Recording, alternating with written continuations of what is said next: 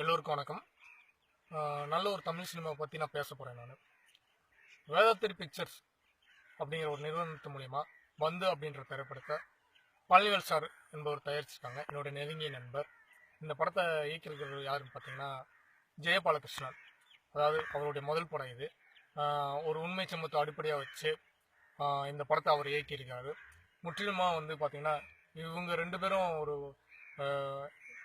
ஒரு நல்ல விஷயத்தை செஞ்சுருக்கான்னு தான் நான் சொல்ல முடியும். ஏன் அப்படின்னா இன்னைக்கு ஒவ்வொருத்தங்களும் அவங்கவுங்க வாழ்க்கையில் ஏகப்பட்ட விஷயங்களுக்காக போராடிட்டு இருக்காங்க. அது சினிமா சார்ந்தா இருக்கட்டும், இல்லை சினிமா சார்ந்த அரசியல், இல்லை வேறு சில தொழில்களாக இருக்கட்டும், எல்லாருக்குமான வாழ்க்கையில் போராட்டங்கள் இருக்கு.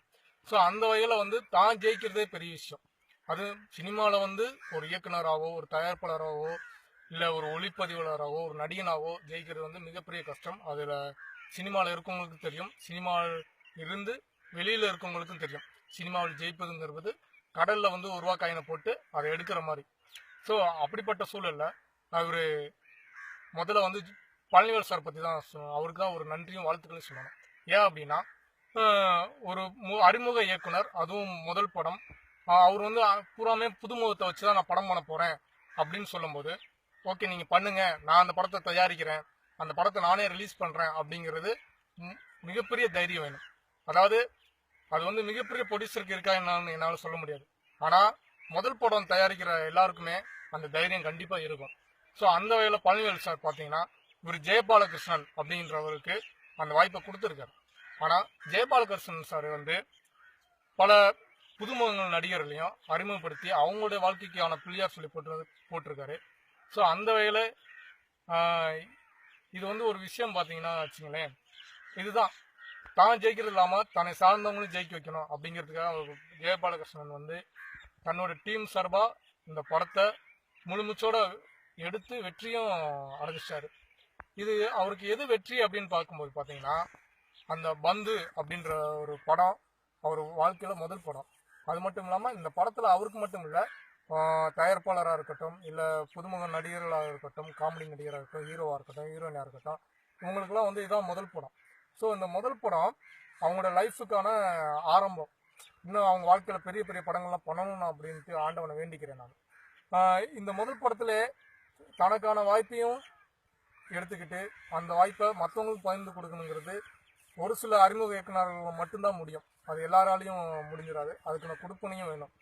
ஸோ இந்த சூழலில் எப்படி இந்த டீம் எப்படி சேர்ந்துருக்காங்களோ அது மாதிரி அந்த படத்தோட பேர் அப்படின்னு பார்த்தீங்கன்னா பந்து. அதாவது அதுக்கான காரணம் அவர் ஏன் அந்த பந்து அப்படின்ற படம் நீங்கள் வச்சிங்க அப்படின்னு கேட்டதுக்கு அவர் சொன்ன ரீசன் என்ன அப்படின்னு பார்க்குறீங்கன்னா, ஒரு ஃபுட்பால் கிரவுண்டில் வந்து யார் ஜெயிக்கணும் அப்படிங்கும்போது அந்த பந்து வந்து எந்த அளவுக்கு உதைக்கிறாங்களோ, அந்த எய்ம் கோல் போடுறாங்களோ, ஸோ அப்போம்போது தான் அந்த அணியும் ஜெயிக்கும். ஸோ அந்த அந்த டீம் ஜெயிக்கிற மாதிரி இந்த பந்துங்கிற டைட்டில் மாதிரி ஜெயிக்கணும் அப்படின்னு இவர் நினச்சிருக்காரு. வாழ்க்கையில் எல்லாருக்கும் அந்த கஷ்டங்கள் இருக்கும். அதாவது ஒரு தனிப்பட்ட மனுஷனுக்கும் சரி, ஒரு சமுதாயம் சார்ந்த மனுஷனுக்கும் சரி.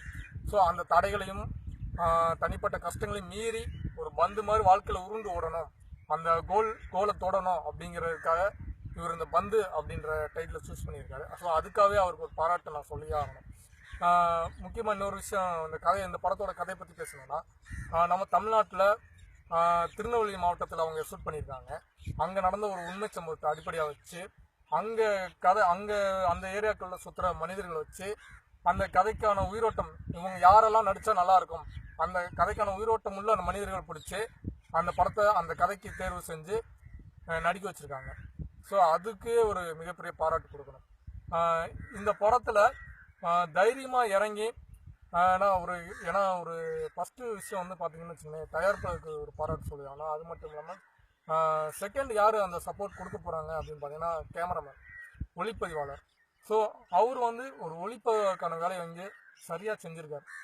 நீங்கள் இந்த பந்து படத்தை நான் இந்த பந்து படத்தை பற்றி நான் பேசணும் அப்படின்னு சொல்கிறேன் அப்படின்னா, இந்த பந்து படம் நான் ப்ரொடியூசர் அவர் முதல் மீட் பண்ணும்போது ஒரு ஷூட்டிங் ஸ்பாட்டில் தான் மீட் பண்ணேன் நான். அப்போ அவருக்கு எனக்கு ரொம்ப நேரம்லாம் ஒன்றும் பழக்கலாம் கிடையாது. ஒரு 2 நிமிஷம் தான், ஒரு மிஞ்சி போனால் ஒரு 5 நிமிஷம் பேசியிருக்கோன்னு வச்சுக்கோங்களேன். சார் நீங்கள் ஒரு இயக்குனராக என்னை அறிமுகப்படுத்தி வச்சாங்க, அவர் ஒரு ப்ரொடியூசராக அறிமுகப்படுத்தி வச்சாங்க. சார் இப்படி ஒரு ஒன்லைன் இருக்குது, நீங்கள் எதுவும் கேட்க முடியுமா அப்படின்னு கேட்டாங்க. ஒன்லைன் கேட்டார். கேட்ட உடனே நான் பண்ணுறேன், உங்களுக்கு ப்ரொடியூஸ் பண்ணுறேன், நான் கொஞ்சம் வெயிட் பண்ணுங்க அப்படின்னாரு. ஸோ அவரை பற்றி எனக்கு முன்ன பின்ன தெரியாது, என்னை பற்றி அவருக்கு முன்ன பின்ன தெரியாது. பட் ஒரு இயக்குனர் கேட்குறாரு அப்படிங்கிறதுக்கான அந்த முதல் ரெஸ்பான்சிபிள் இருக்கு இல்லையா, அது ரொம்ப முக்கியம். அது ஏன்னா அது இது வந்து அதாவது மற்றவங்களுக்கு எப்படின்னு தெரியாது, இந்த சினிமா லைனில் இயக்குனர் ஆகணும், கேமராமேன் ஆகணும், ஒரு நடிகன் ஆகணும்னு சுற்றுறவங்களுக்கு இந்த மாதிரி ஆப்பர்ச்சுனிட்டிகள் எப்போ கிடைக்குன்னே சொல்ல முடியாது. அப்படிப்பட்ட சூழலை வந்து என்னை மாதிரி ஒரு அறிமுக இயக்குனருக்கு வந்து அவர் பழனிவேல் சார் மாதிரி ஒரு சப்போர்ட் பண்ணுற ஒரு ப்ரொடியூசர் வந்து வளரணும்னு தான் ஆசைப்படுவோம். ஸோ இந்த படம் மூலிமா அவருக்கு மேலும் பல இயக்குநர்களுக்கு அவர் வாய்ப்பு தரணும் அப்படிங்கிறத நான் கேட்டுக்கிறேன், நான் உங்கள் மூலியமாக கேட்டுக்கிறேன். நான் இந்த பந்து படமானது வர பொங்கல் இன்னும் ஒரு 4-5 நாட்களில் ரிலீஸ் பண்ணுறதுக்கு அவங்க முடிவு பண்ணியிருக்காங்க. அதுக்கான அறிவிப்புகள் எல்லாம் ஃபேஸ்புக்கில், அதாவது பந்து படத்துக்கான ஃபேஸ்புக்கில் வந்துட்டுருக்கு. நீங்கள் பந்து ஃபேஸ்புக்கில் போய்ட்டு நீங்கள் பந்து அப்படின்ட்டு பந்து த ஃபிலிம் அப்படின்னு அடிச்சிங்கன்னா அதுக்கான ஃபேஸ்புக் பக்கம் வரும். அதில் இந்த படத்தோட ட்ரைலரை பார்க்கலாம், சாங்ஸ் ரெக்கார்டிங்கை பார்க்கலாம்.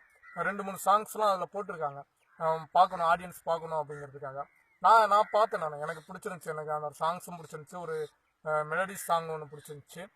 நல்ல தொழில்நுட்ப கலைஞரை வச்சு தான் அந்த சாங்ஸ்லாம் பண்ணியிருக்காங்க. ஒரு மியூசிக் டைரக்டர் நல்லா பண்ணியிருக்காங்க. ட்ரைலர் பாருங்கள், உங்களுக்கும் பிடிக்கும். முடிஞ்சால் உங்கள் அந்த பக்கத்துக்கு போய் ட்ரைலரோ இல்லை போஸ்டர்ஸு சாங்ஸ் எல்லாம் நீங்கள் பார்த்துட்டு ஒரு லைக்கோ இல்லை ஷேர் பண்ணிங்கன்னா நிச்சயமாக அந்த படக்குழுன்னு இருக்கும், அந்த படத்தோட டீமுக்கு ஒரு பெரிய சப்போர்ட்டாக இருக்கும். பழனிவேல் சார் இருக்கும், படத்தோட இயக்குனருக்கும் படக்குழுன்னு இருக்கும். இந்த படம் பொங்கலுக்கு நீங்கள் ரிலீஸ் பண்ணுறது வந்து எனக்கு மட்டும் இல்லை, என்னோடய டீமுக்கு இப்போ ஒரு மிகப்பெரிய சந்தோஷமாகவும் இருக்குது. இன்னொரு விஷயம், ஒரு வழிகாட்டியாக இருக்குது, ஒரு சப்போர்ட்டிங். அதாவது முதல் படம் தயாரிப்பாளர் நீங்கள், முதல் படத்தோட இயக்குனர், அதாவது ஜெயிப்போம் அப்படிங்கிற நம்பிக்கையில் இறங்கியிருக்கீங்க. எங்களை மாதிரி புதுசாக ஒரு முதல் படம் எடுக்கிற ஒரு இயக்குனருக்கும் தயாரிப்பாளருக்கும் இது வந்து நீங்கள் முன்னோடியாக இருக்கணும்ன்ட்டு, நீங்கள் மேலும் அடுத்தடுத்த படங்கள் பண்ணணும் அப்படின்னு சொல்லி நான் ஆண்டவனை வேண்டிக்கிறேன். நான் உங்களுக்கும் உங்களுடைய படக்குழுவினருக்கும் என்னுடைய இனிய பொங்கல் நல்வாழ்த்துக்களையும் தெரிவிச்சுக்கிறேன். நான் என்னுடைய சார்பாகவும் என்னுடைய டீம் சார்பாகவும் நீங்கள் மேலும் அடுத்தடுத்த படங்கள் வந்து எடுத்து மிகப்பெரிய ஒரு நிறுவனம் வளர்கிறதுக்கு என்னுடைய வாழ்த்துக்கள். ரொம்ப நன்றி சார். எல்லோருக்கும் இந்த வீடியோ பார்த்த எல்லோருக்கும் என்னுடைய நன்றி.